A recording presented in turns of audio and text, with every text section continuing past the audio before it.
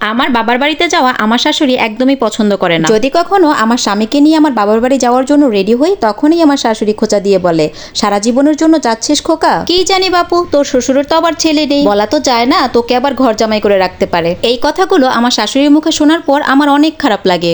এমনও হয়েছে বাবার বাড়িতে যাওয়ার জন্য এখনই রওনা হবো, তখনই আমার শাশুড়ি আমার স্বামীর সামনে এই কথাগুলো বলে। আমারও মন খারাপ হয়ে যায়, অনেক কান্না করেছি। আমার স্বামী শত হলেও তার মা, মুখের উপর তো আর কিছু বলতে পারে না। এই তো গত 6 মাস পর আমার স্বামীকে নিয়ে আমার বাবার বাড়িতে বেড়াতে আসি। সেখানে এসেও আমার শাশুড়ি আমাদেরকে 1 ঘন্টার জন্য শান্তি দেয়নি। কিছুক্ষণ পর পর ফোন দিচ্ছে, কখন বাড়ি ফিরবো শুধু এইটাই জানতে চায়। অথচ ঠিকমতো একদিনও হয়নি আমরা বাবার বাড়ি এসেছি। আবার আমার শাশুড়ি খুব কান্না করে ইমোশনাল ব্ল্যাকমেল করতে পারে। এই যে যেমন ধরেন, আমার বাবার বাড়িতে যখন আমি বেড়াতে আসি 2-1 দিন পার হতে না হতেই বলবে, আমার প্রেশার একদম লো হয়ে গেছে, আমার শরীর অনেক অসুস্থ, আমার ডাক্তার দেখাতে হবে, তুই কি বাড়িতে ফিরবি? এটা কি শ্বশুর শাশুড়িকে পেয়ে মা বাবাকে ভুলে গিয়েছিস? আর তখন আমার স্বামী কি করবে সে নিজেও বুঝতে পারে না। বাবা মায়ের একমাত্র ছেলেকে বিয়ে করেছিলাম, এখন আমি হাড়ে হাড়ে টের পাচ্ছি। এই যে যেমন ধরেন, আমার আর আমার স্বামীর মধ্যে কোনো ব্যাপারে যদি ঝগড়া হয়, কোনো ঝামেলা হয়, তখনই আমার শাশুড়ি বড় বড় গলায় তার ছেলেকে বলে, এমন বউ রাখার দরকার নাই, ওকে ওর বাবার বাড়িতে দিয়ে আয়, দেখি ওর বাপ মা ওকে বসিয়ে বসিয়ে কতদিন খাওয়ায়।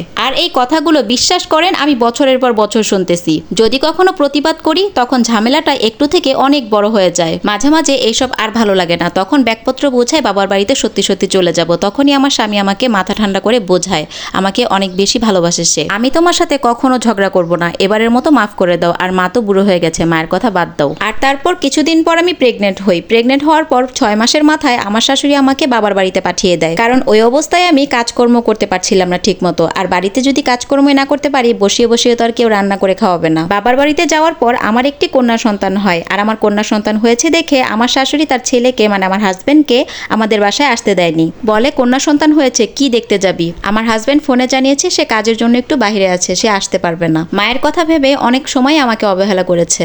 আমাদের মেয়ের যখন 1 মাস বয়স পার হয়ে যাচ্ছে, তখনও সে দেখছে তার মা তাকে তার মেয়েকে দেখার জন্য অনুমতি দিচ্ছে না। তখন তার মায়ের কথা অমান্য করেই সে আমাদের বাসায় আসে, আর তারপর আমার মেয়ে আর আমাকে নিয়ে তার বাড়িতে চলে যায়, মানে শ্বশুর বাড়িতে যাই আমি। সেই দিন আমার স্বামী প্রথম তার মায়ের সাথে তর্ক করে।